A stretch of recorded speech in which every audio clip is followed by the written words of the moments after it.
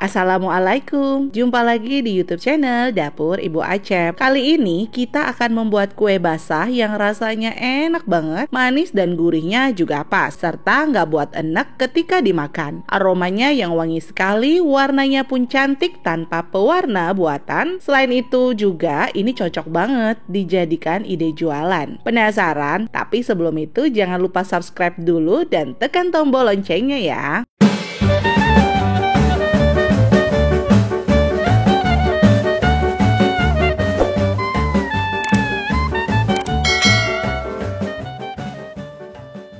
Yang pertama, kita siapkan dulu pewarna hijaunya. Ada daun pandan 5 lembar dan daun suji juga 5 lembar. Kalau mau pakai pewarna buatan juga bisa, tapi lebih bagus kalau pakai daun asli karena aromanya akan lebih wangi dan warnanya lebih cantik. Ini daunnya dihaluskan dengan 150 ml air lalu disaring ampasnya dan hasilnya jadinya seperti ini. Jadi 150 ml jus daun pandan dan daun suji dijadikan satu ya. Berikutnya di sini kita siapkan wadah. Kita akan membuat adonan yang pertama. Tuangkan 150 gram tepung terigu atau setara dengan 15 sendok makan. Masukkan 60 gram gula halus. Ini saya pergunakan dari gula pasir yang di blender. Jadinya halusnya seperti ini.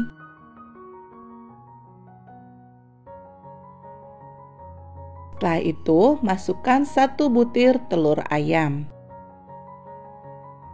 Kemudian ini kita aduk rata.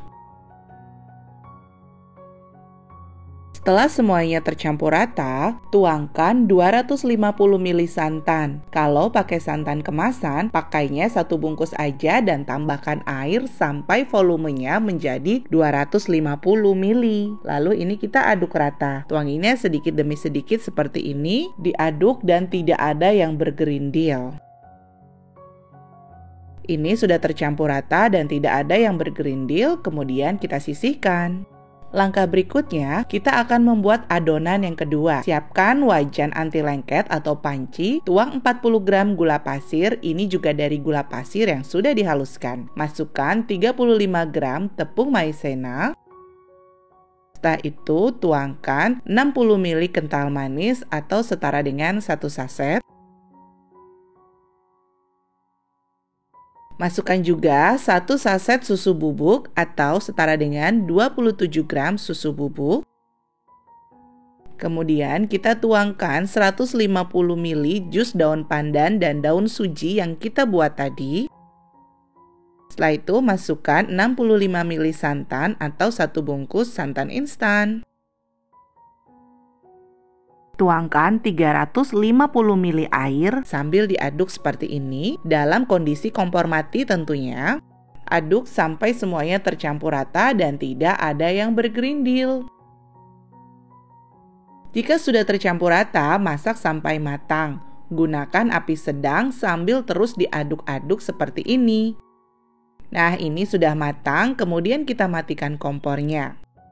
Selanjutnya adonan ini tambahkan 1/4 sendok teh garam ya teman-teman. Tadi saya lupa, harusnya pas pertama kita campurkan kompor mati ya. Setelah itu adonannya kita masukkan ke dalam adonan yang pertama atau yang ke-1 yang kita buat tadi sebelumnya.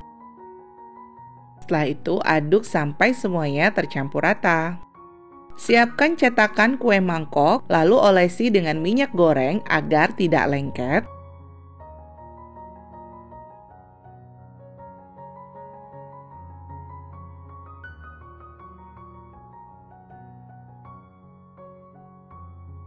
Tuang adonan ke cetakan, jangan sampai penuh, sisakan sedikit bagian. Karena nanti pas dikukus dia akan mengembang.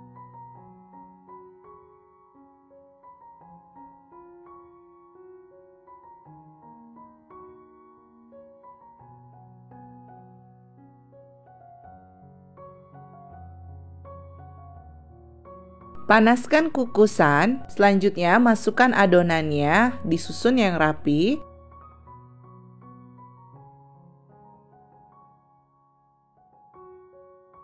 Setelah itu kita kukus selama kurang lebih 20 menit atau sampai matang saja.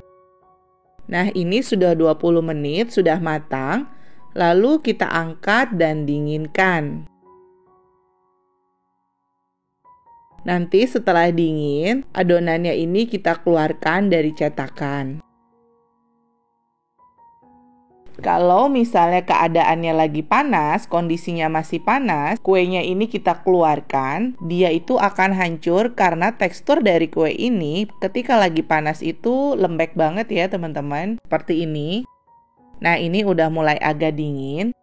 Sudah dingin ya, lalu ini kita keluarkan dari cetakannya dengan cara ditekan seperti ini. Hasilnya sudah jadi seperti ini kue hijaunya. Wangi banget dan warnanya cantik ya. Lalu kita beri topping dengan wijen yang sudah kita sangrai ataupun kacang tanah yang sudah kita sangrai dan dihaluskan taburi di atasnya.